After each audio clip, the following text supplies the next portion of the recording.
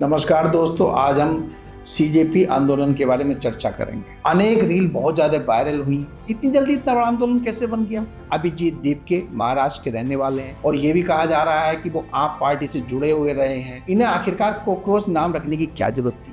जब NEET paper leak हुआ तो चीन जैसे देशों में आवाज उठी, तो आप यूपीएससी के पैटर्न पे ही सभी परीक्षाओं को क्यों नहीं कर देते हो? जिन लड़कियों ने प्रधानमंत्री के खिलाफ बहुत गाली गलौज की थी, बहुत गंदी भाषा का इस्तेमाल किया था, इसके अलावा जो इस आंदोलन में पुलिस की बर्बरता का मुद्दा उठाया जा रहा है वो भी थमने का नाम नहीं ले रहा है। सरकार को ये ध्यान रखना चाहिए कि अब जनता जागरूक हो चुकी है। खासकर जैन जी के हाथ में, हर एक हाथ में मोबाइल है, वो हर चीज को जानते हैं। जैन जी के साथ जैन अल्फा का भी कहीं ना कहीं आक्रोश सामने आ रहा है। वो बच्चे जो जैन अल्फा के हैं, जो 2010 से और 2026 के बीच पैदा हुए, वो जैन अल्फा के कहे जाते हैं। मैं तो चाहता हूं कि सारे प्रदेशों की सरकार को बहुत तेजी से काम करना होगा, बहुत तेजी से सामाजिक मानकों पर काम करना पड़ेगा। यहाँ के लोग जातवाद में बटे हैं, यहाँ के लोग तमाम संकीर्णताओं में बटे हैं, राष्ट्रवाद इस देश में है ही नहीं। अरे भाई, पहले अपने देश से प्यार करना सीखो।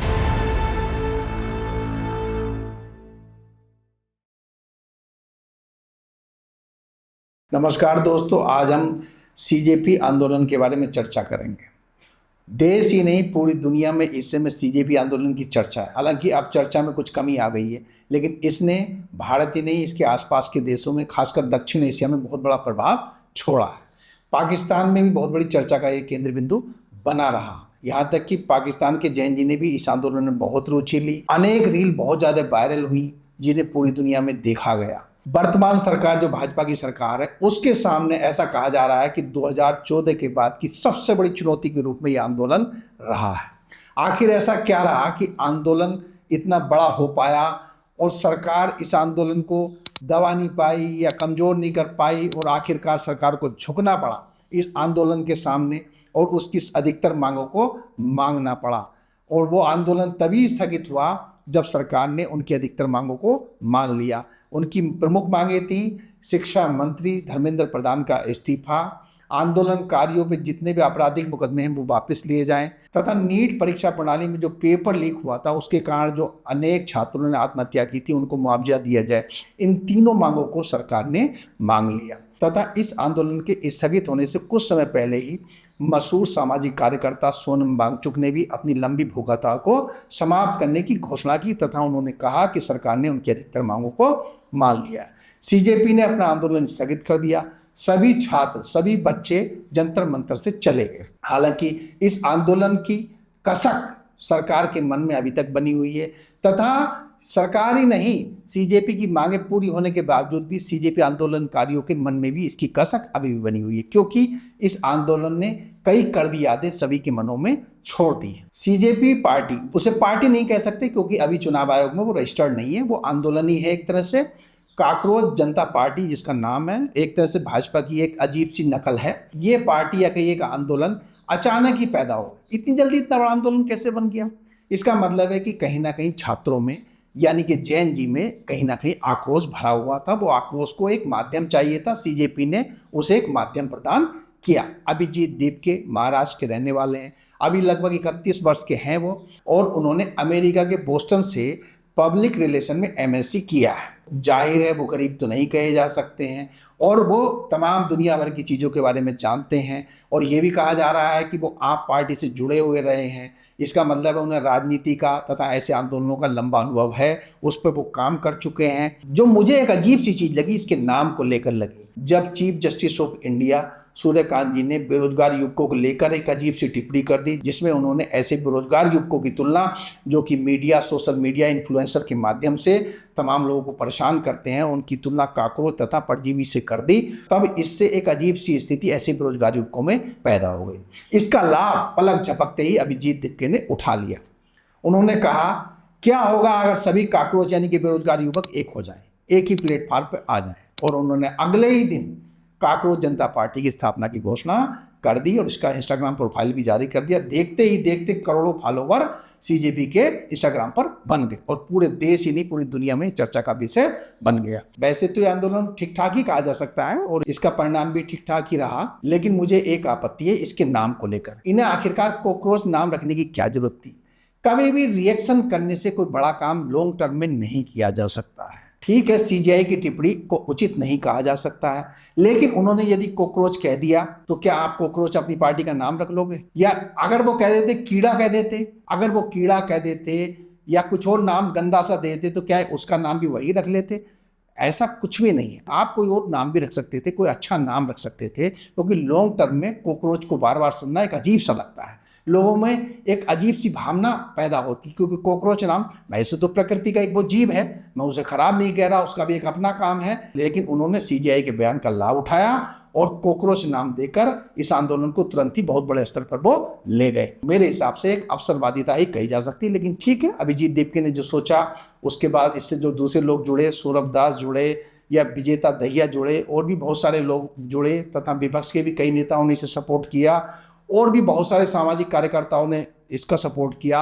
इनमें सबसे बड़ा नाम है सोनम वांगचुक का। सोनम वांगचुक को कोई नहीं जानता, उनका नाम थ्री इडियट फिल्म से भी जोड़ा जाता है। हालांकि अभी थ्री इडियट के निर्माताओं ने और उससे जुड़े हुए कई लोगों ने सोनम वांगचुक से फिल्म को प्रेरित नहीं बताया है, लेकिन फिर भी सोनम वांगचुक एक बड़ा नाम है, उन्हें मैग्सेसे पुरस्कार दिया जा चुका है। लेकिन लोग ये भी कहते हैं मैग्सेसे पुरस्कार ज़्यादातर उन्हीं लोगों को दिया जाता है जो वामपंथी विचारधारा के होते हैं, जो कहीं ना कहीं देश विरोधी भावना को कहीं ना कहीं आगे बढ़ाने का काम करते हैं। लेकिन कुल मिला के शिक्षा के क्षेत्र में सुधार के लिए सोनम वांगचुक अगर खड़े हुए हैं, इस पार्टी ने अगर आंदोलन किया है, तो उसको कोई भी गलत नहीं कह रहा है। पेपर लीक मामला ऐसा संवेदनशील मामला था जिस पर आवाज़ उठनी चाहिए थी, उसमें सुधार होना चाहिए था। पेपर लीक होने से बहुत सारे जो अच्छे विद्यार्थी हैं, जो कुशल विद्यार्थी हैं, जो मेहनती विद्यार्थी हैं, उनके साथ बहुत बड़े स्तर पर भेदभाव होता है, वो कुंठा का शिकार होते हैं और वो आत्महत्या तक चले जाते हैं। जब नीट पेपर लीक हुआ तो चीन जैसे देशों में आवाज़ उठी, वहाँ पे भी चीन के लोगों ने कमेंट किया कि हमारी शिक्षा प्रणाली को देखिए, हमारे यहाँ कोई ऐसा मामला नहीं होता। यही नहीं, भारत में भी ऐसे तमाम उदाहरण हैं। आप यूपीएससी की परीक्षा को ले लीजिए, यूपीएससी परीक्षा में कभी भी कोई पेपर लीक का मामला सामने नहीं है। तो आप यूपीएससी के पैटर्न पे ही सभी परीक्षाओं को क्यों नहीं कर देते हो? आप अगर उसी पैटर्न पे कर दोगे तो पेपर लीक का मामला सामने आएगा ही नहीं। खैर, देर आए दुरुस्त आए, और जो भी हुआ आंदोलन पे अभी हम चर्चा करेंगे डिटेल में, लेकिन इस आंदोलन के बाद सरकार ने इनकी अधिकतर मांगे मान ली। 25 जुलाई को शिक्षा मंत्री धर्मेंद्र प्रधान ने इस्तीफा दे दिया और बच्चों से मुकदमे वापस लेने की बात कर दी गई, और सुप्रीम कोर्ट ने भी आदेश दे दिया था कि नाबालिगों से तो बिल्कुल तुरंत ही, अगर किसी क्राइम में शामिल नहीं है वो, तो तुरंत ही सारे मुकदमे वापस ले लिए जाएं। और सरकार ने कहा कि जिन बच्चों ने भी नीट प्रणाली को लेकर आत्महत्या की उनको मुआवजा दिया जाएगा।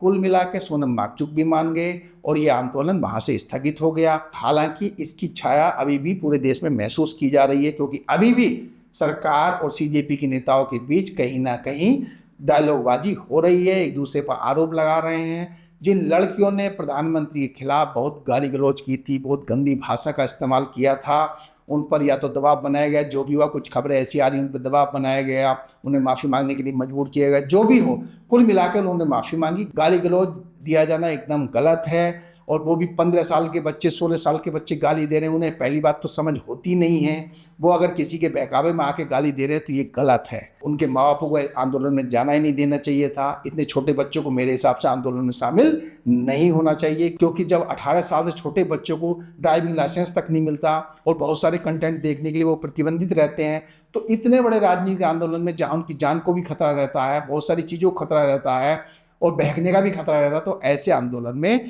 माँ बापों को कभी भी अपने बच्चों को नहीं भेजना चाहिए जब तक कि वो 18 वर्ष से ज़्यादा के न हो जाएं। और ऐसी ही बात एक लड़की जिसने गाली गलौज की थी और अब उसने माफ़ी मांग ली है, माफ़ी का वीडियो जारी किया है कि प्रधानमंत्री से मैं माफ़ी मांगती हूँ, लोगों से भी माफ़ी मांगती हूँ कि मैं 15 साल की हूँ और मुझे ऐसा नहीं कहना चाहिए था, ये मेरी आखिरी गलती थी, आगे नहीं होगी।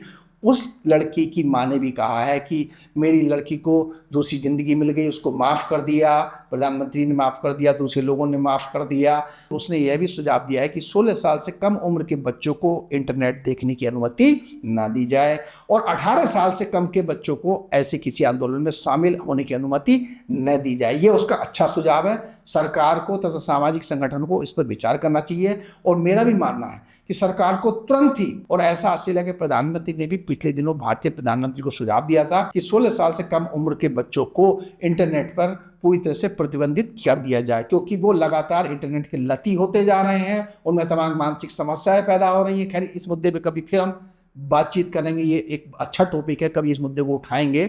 लेकिन कुल मिलाकर इस आंदोलन से ये सीख मिलती है कि ऐसे आंदोलन में माँ बापों को अपने बच्चों को बहुत सोच समझकर उनकी उम्र के हिसाब से ही भेजने की अनुमति देनी चाहिए। इसके अलावा जो इस आंदोलन में पुलिस की बर्बरता का मुद्दा उठाया जा रहा है वो भी थमने का नाम नहीं ले रहा है। अभिजीत देव के जो सीजेपी के संस्थापक हैं, उन्होंने अभी फिर से कहा है कि प्रधानमंत्री को जो बच्चे घायल हुए हैं पुलिस लाठीचार्ज में, या उन्होंने कहा है कि जो पैलेट गन का इस्तेमाल किया है सरकार ने, हालांकि सरकार ने कहा है कि पैलेट गन का इस्तेमाल नहीं हुआ है, लेकिन उनका कहना है कि पैलेट गन का जो इस्तेमाल हुआ है, जो बच्चों के सिरों में चोट आई है, उन बच्चों से प्रधानमंत्री को तुरंत ही माफी मांगनी चाहिए, तभी उन्हें दूसरे बच्चों को माफ करने का अधिकार है। और भी बहुत सारी चीजें हो रही है। कुछ लोगों का मानना है कि बीजेपी 2014 के बाद सबसे ज्यादा दबाव में इस समय है। दबाव तो आएगा ही, क्योंकि बच्चों के खिलाफ कार्रवाई करना उतना आसान नहीं रहता, और खासकर कम उम्र के बच्चों को संभालना बहुत ही मुश्किल होता है। सरकार की कितनी भी बुराई कर लो, लेकिन सरकार ने एक अच्छा काम किया कि बच्चों की सारी मांगें मान ली। इससे भले लोग ये कहें कि सरकार कहीं ना कहीं कमजोर साबित हुई है, लेकिन मैं ऐसा नहीं मानता।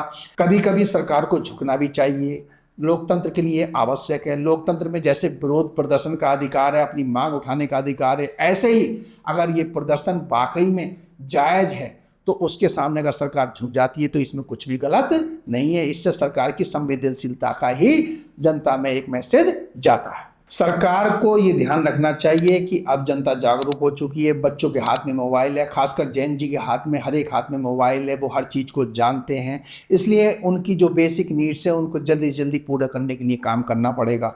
शिक्षा को बहुत अच्छा बनाना पड़ेगा। हमारे सामने अमेरिका, यूरोप, चीन जैसे देशों के उदाहरण हैं। उनके पैटर्न पर हम अपनी शिक्षा को क्यों नहीं करते हैं? ये ठीक है, सांस्कृतिक चीज़ें जो हैं अपनी, उनको उसमें शामिल कर सकते हैं। सांस्कृतिक राष्ट्रवाद को मैं बुरा नहीं मानता हूँ, वो अच्छी बात है, अपनी देश की पहचान रखनी चाहिए। उसको शामिल करते हुए आप शिक्षा में यूरोपीय देशों, अमेरिका तथा चीन जैसे देशों की शिक्षा प्रणाली हमारे सामने है, तो क्यों सुधार नहीं करते हो? आप सुधार करो। ये ठीक है, सरकार जो है जीडीपी का 4% के लगभग खर्च कर रही है शिक्षा पे, ये अच्छी बात है। लेकिन क्योंकि हमारी जीडीपी भी बहुत बड़ी नहीं है, लगभग $4 ट्रिलियन की है, तो मुझे लगता है इस राशि को 6% तक, जीडीपी के 6% तक ले सरकार को ले जाना चाहिए। यही नहीं, अगर देश को आगे बढ़ाना है, जैसा कि सरकार का सपना है कि 2047 में देश को विकसित बनाना है, तो शिक्षा को तो बेहतर करना ही होगा। साथ ही R&D, रिसर्च एंड डेवलपमेंट पर भी सरकार को बड़ा खर्च करना पड़ेगा, क्योंकि दुनिया में इस समय AI और रोबोटिक्स जैसे अनेक नए क्षेत्र उभर रहे हैं और बेरोजगारी दिन प्रतिदिन बढ़ने की संभावना व्यक्त की जा रही है। ऐसे में R&D पर खर्च करना पड़ेगा। इंफ्रास्ट्रक्चर पर सरकार ठीक काम कर रही है। शिक्षा में भी सुधार हुआ, ऐसी बात नहीं। 2014 के बाद विपक्ष जो आरोप लगा रहा है वो पूरी तरह उचित नहीं है। सुधार हुआ है, आप आंकड़े देख लीजिए 2014 से पहले के, इस समय के जो आंकड़े देखेंगे तो निश्चित रूप से सरकार ने शिक्षा के क्षेत्र में काफी बड़े स्तर पर सुधार किया है। शिक्षा के स्तर पर अगर हम 2014 से पहले की बात करें और वर्तमान समय की बात करें तो हम देखते हैं 2014 से पहले साक्षरता दर हमारे देश में 74% थी, लेकिन वर्तमान में वो 82% हो गई, यानी कि काफी हद तक सुधार हुए हैं। ऐसे अगर उच्च शिक्षा के क्षेत्र में अगर हम देखते हैं तो जो उच्च शिक्षा संस्थान है उनकी संख्या में भी काफी बढ़ोतरी हुई है। जैसे IIT की बात अगर हम करें तो IIT की संख्या जो 2014 में 16 थी, वर्तमान में वो 23 पहुंच चुकी है। IIM की अगर बात करें 2014 में IIM की संख्या 13 थी, वर्तमान में वो 21 पहुंच चुकी है। एम्स की अगर बात करें जो कि भारत के शीर्ष चिकित्सालय कहे जा सकते हैं, बहुत अच्छे चिकित्सालय कहे जा सकते हैं, पूरी दुनिया से लोग उनमें इलाज कराने आते हैं, उनकी संख्या 2014 में मात्र 7 थी और वर्तमान में उनकी संख्या जो कि परिचालित हो रहे हैं, चल रहे हैं, उनकी संख्या 20 हो गई। ये बड़ी चीज है। ट्रिपल IIT की संख्या जो 2014 में 9 थी, वर्तमान में 25 हो गई है। IISER की संख्या जो 2014 में 5 थी, अब उनकी संख्या 7 होगी। अर्थात उच्च शिक्षा के क्षेत्र में सरकार ने काफी बड़ा बदलाव किया है, काफी पैसा भी खर्च किया है और काफी बड़े स्तर पर सुधार भी किए हैं। लेकिन ये इतनी बड़ी संख्या नहीं है कि सारे के सारे उच्च शिक्षा में जो विद्यार्थी जा रहे हैं उनको क्वालिटी की शिक्षा मिल सके। ये जरूर है कि अभी भी उच्च शिक्षा के स्तर पर ही नहीं, सारी शिक्षा के स्तर में बहुत बड़े सुधार की जरूरत है। अभी भी हम देखते हैं कक्षा 1 से लेकर कक्षा 12 तक की जो शिक्षा है उसमें बड़ी आबादी ऐसी है जो कि ऐसे स्कूलों में जा रही है वहाँ पर पूरी तरह से बुनियादी सुविधाएं अभी तक विकसित नहीं हो पाई हैं। अगर हैं भी तो वो बहुत ही टूट फूट के साथ हैं। जैसे कि अभी जैन अल्फा का उदाहरण सामने आया है, जैन जी के साथ जैन अल्फा का भी कहीं ना कहीं आक्रोश सामने आ रहा है। राजस्थान के एक जिले में, उत्तर प्रदेश के फतेहपुर में तथा बिहार के एक जिले में और कर्नाटक में भी कुछ ऐसी आवाज़ें आई हैं वो बच्चे जो जैन अल्फा के हैं, जो 2010 से और 2026 के बीच पैदा हुए, वो जैन अल्फा के कहे जाते हैं। ये जैन अल्फा के बच्चे और भी ज़्यादा तेज हैं, ये मोबाइल का और भी ज़्यादा अभी से इस्तेमाल करने लगे हैं, क्योंकि अभी कोई भारत में इंटरनेट पे तो प्रतिबंध है नहीं इनके लिए। इनमें भी समझ आ रही है, इनमें भी जागरूकता आ रही है। इन्होंने विरोध किया है बुनियादी सुविधाओं को लेकर यूपी के फतेहपुर जिले में। और ऐसा भी एक आंकड़ा आया है कि पिछले वर्षों में 90,000 प्राथमिक स्कूल पूरे देश में बंद हुए हैं। ये बड़ी गलत चीज। हालांकि ऐसे आंकड़े हैं कि इस समय जो साक्षरता का नामांकन दर है वो 98% है, जो बहुत अच्छा कहा जा सकता है। लेकिन ये जरूर है, बुनियादी सुविधाओं के आधार पर जब तक प्राइवेट कॉलेज स्कूलों में तथा सरकारी स्कूलों तथा कॉलेजों में बराबरी नहीं आएगी, तब तक देश को विकसित आप नहीं कर सकते, सारी आबादी को संतुष्ट नहीं कर सकते। जैन जियो जैन अल्फा कहीं ना कहीं आक्रोश रहेगा। हाँ, रोजगार भी पैदा करने होंगे तो उसके लिए भी सरकार को तेजी से विकास करना होगा। सरकार काम कर रही है, सरकार के पास चुनौतियां बहुत ज़्यादा हैं। और जहाँ तक विपक्ष की भूमिका की बात है, तो विपक्ष की भी बहुत सारे प्रदेशों में सरकारें हैं। बच्चे आंदोलन कर रहे हैं, अच्छी बात है, लेकिन विपक्ष के आंदोलन जो इतना बड़ा मुद्दा उठा रहे हैं, ठीक है, शामिल हुए, बच्चों को सपोर्ट किया, मैं गलत नहीं मानता, ये अच्छा मुद्दा था। पेपर लीक में सुधार होना चाहिए, और बोर्ड परीक्षा में भी जो लीक हुआ था, ऐसी चीज़ें नहीं होनी चाहिए। उसके लिए अब कानून सरकार ने बना दिया है, ये अच्छी बात है। तो ये आंदोलन नहीं होता तो शायद कानून कुछ देर में बनता। लेकिन विपक्ष के नेताओं को ये भी ध्यान रखना चाहिए कि अगर उन्हें अपनी आवाज़ बहुत नैतिक तरीके से उठानी तो अपने राज्यों में सुधार उन्हें करना होगा। विपक्ष की कई राज्यों में सरकारें हैं, जैसे प्रमुख विपक्षी पार्टी जो है कांग्रेस, उसकी कर्नाटक में है, तेलंगाना में है, केरल में है, हिमाचल प्रदेश में सरकार है। आप पार्टी की सरकार पंजाब प्रदेश में है, और भी बहुत सारे प्रदेशों में, झारखंड में, जम्मू कश्मीर में, और भी कई प्रदेशों में गठबंधन की सरकार है। आप यहाँ पर जो भाजपा की सरकार है उससे कुछ अच्छा करके दिखाइए ना, शिक्षा में, इंफ्रास्ट्रक्चर में या दूसरे क्षेत्रों में, चाहे वो करप्शन का मामला हो, शिक्षा का मामला हो, या इंफ्रास्ट्रक्चर का मामला हो, या विकास का मामला हो। आप बीजेपी की जो प्रदेश सरकार है उनसे अच्छा करके दिखाइए ना। आप जब अच्छा करोगे तब आप नैतिक रूप से ज्यादा आत्मबल से संपन्न होकर आवाज उठा पाओगे, और जनता आपकी आवाज को गंभीरता से लेगी। लेकिन आपके प्रदेशों के आंकड़े जनता के सामने जग जाहिर हैं। अब तो इंटरनेट पे कोई भी देख सकता है आप कितना तरक्की कर रहे हैं अपनी सरकारों में, आप कितने सुधार कर रहे हैं, आप कितनी ट्रांसपेरेंसी ला रहे हैं, जनता देख रही है। तो भाई, आंकड़े किसी से छुपे नहीं है, सबके सामने है। तो विपक्ष के लोगों को पहले अपनी प्रदेश की सरकारों को तेजी से सुधारों की तरफ बढ़ाना होगा, इससे देश भी तरक्की करेगा। अब विपक्ष और पक्ष की तो मैं बात ही नहीं करता, मैं तो चाहता हूं कि सारे प्रदेशों की सरकार को बहुत तेजी से काम करना होगा, बहुत तेजी से सामाजिक मानकों पर काम करना पड़ेगा। तभी जो है देश का जो टारगेट है 2047 में भारत को विकसित बनाने का, वो हमारा टारगेट पूरा हो पाएगा। ये टारगेट केवल सरकार का ही नहीं होना चाहिए, ये विपक्ष का भी होना चाहिए। विपक्ष के लोगों को भी कहना चाहिए हाँ, हमें 2047 तक भारत को विकसित बनाना है, और विपक्ष को कहना चाहिए नहीं नहीं, हमें और पहले बनाना है।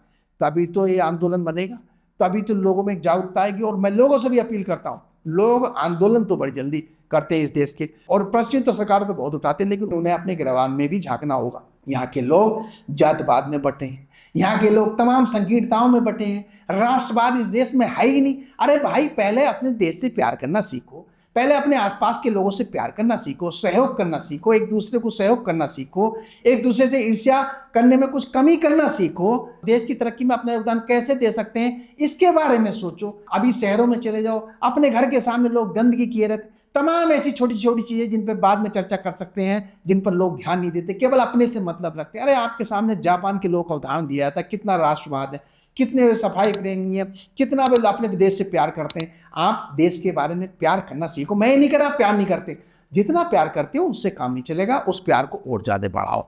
और सीजेपी वालों से भी मैं कहता हूँ, भाई आप देश के ऐसे मुद्दे उठाते रहो, कोई दिक्कत नहीं है, लेकिन आप केवल इंटरनेट के माध्यम से मुद्दे मत उठाओ। आप जिन बच्चों को आंदोलन में ला रहे हो उनको क्रिएटिव भी बनाओ, उनसे कहो यार देखो, बेरोजगार भले ही हो तुम, तो सरकार कितनों को रोजगार देगी। आप अपने स्टार्टअप बनाओ, आप सरकार को भी सहयोग करो, बीच बीच में ऐसा नहीं लगातार विरोध करो। जो सही चीजें सरकार की उसमें सहयोग करो, तभी हम लोग एक विकसित देश के रूप में बन पाएंगे, तभी हम लोग एक सफल राष्ट्र के रूप में बन पाएंगे। धन्यवाद।